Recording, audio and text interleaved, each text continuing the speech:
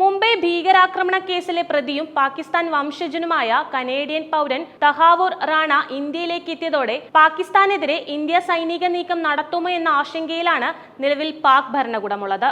ഇന്ത്യയുടെ മനസ്സിലേറ്റ ആഴത്തിലുള്ള മുറിവ് ഉണക്കാനും പാക് അധീന കാശ്മീർ പിടിച്ചെടുക്കാനും ഈ അവസരം ഇന്ത്യ ഉപയോഗിച്ചാലും അത്ഭുതപ്പെടേണ്ടതില്ലെന്നാണ് നയതന്ത്ര വിദഗ്ധരും ചൂണ്ടിക്കാട്ടുന്നത്. പുതിയ ലോകക്രമത്തിൽ ഇന്ത്യയുമായി ലോകരാജ്യങ്ങൾക്കുള്ള അടുത്ത ബന്ധവും ഇന്ത്യ അത്തരമൊരു നീക്കം നടത്തിയാൽ ഗുണകരമായി മാറ്റാൻ കഴിയും. അമേരിക്ക, റഷ്യ, ഫ്രാൻസ് തുടങ്ങിയ വൻ ശക്തികളുമായും അറബ് രാജ്യങ്ങളുമായും മുൻകാലങ്ങളെക്കാൾ അടുത്ത ബന്ധമാണ് ഇപ്പോൾ ഇന്ത്യക്കുള്ളത്. അമേരിക്കയുമായുള്ള ഇന്ത്യയുടെ അടുത്ത ബന്ധമാണ് തഹാവൂർ റാണയെ വിട്ടുനൽകാൻ പ്രസിഡന്റ് ഡൊണാൾഡ് ട്രംപിനെ പ്രേരിപ്പിച്ചിരുന്നത്.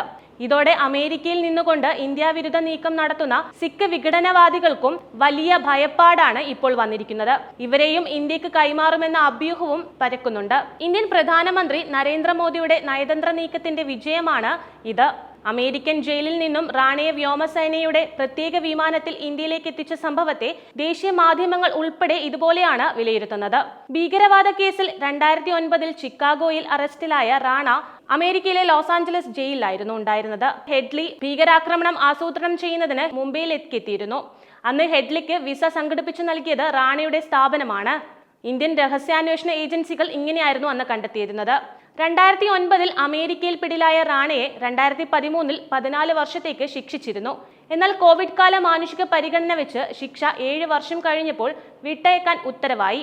ഇതിനെതിരെ കുറ്റവാളി കൈമാറ്റത്തിനായി 1997 ഇന്ത്യ അമേരിക്ക കരാർ ചൂണ്ടിക്കാട്ടി NIA ഹർജി നൽകിയതോടെയാണ് റാണയുടെ മോചനത്തിനുള്ള വഴി അടഞ്ഞിരുന്നത്. തന്റെ നിയമ പോരാട്ടത്തിനായി ക്വീൻസ് കോൺസൽ പദവിയുള്ള ബ്രിട്ടീഷ് അഭിഭാഷകൻ പോൾ ഗാർലിക്കിനെയാണ് റാണ രംഗത്തിറക്കിയിരുന്നത്. അതേസമയം നിർഭയ കേസിലടക്കം പ്രോസിക്യൂട്ടറായി പരിചയമുണ്ടായിരുന്ന സീനിയർ അഭിഭാഷകൻ ദയാൽ കൃഷ്ണനാണ് ഇന്ത്യക്ക് വേണ്ടി ഹാജരായിരുന്നത്. ഇന്ത്യയിലെ പുതിയ ക്രിമിനൽ നിയമമായ ഭാരതീയ ന്യായ സംഹിത ഉയർത്തിയുള്ള വാദമുഖങ്ങൾ അമേരിക്കൻ സുപ്രീം കോടതി അംഗീകരിച്ചതോടെയാണ് റാണയെ ഇന്ത്യക്ക് ലഭിച്ചിരിക്കുന്നത്. ഇതാകട്ടെ പാകിസ്ഥാനെ ഞെട്ടിക്കുന്നതുമായിരുന്നു. ഇനി റാണയെ NIA ചോദ്യം ചെയ്യുന്നത് പൂർത്തിയായാൽ പാകിസ്ഥാന് നിഷേധിക്കാനാവാത്ത തെളിവുകളാവും ലഭിക്കാൻ പോകുന്നത്.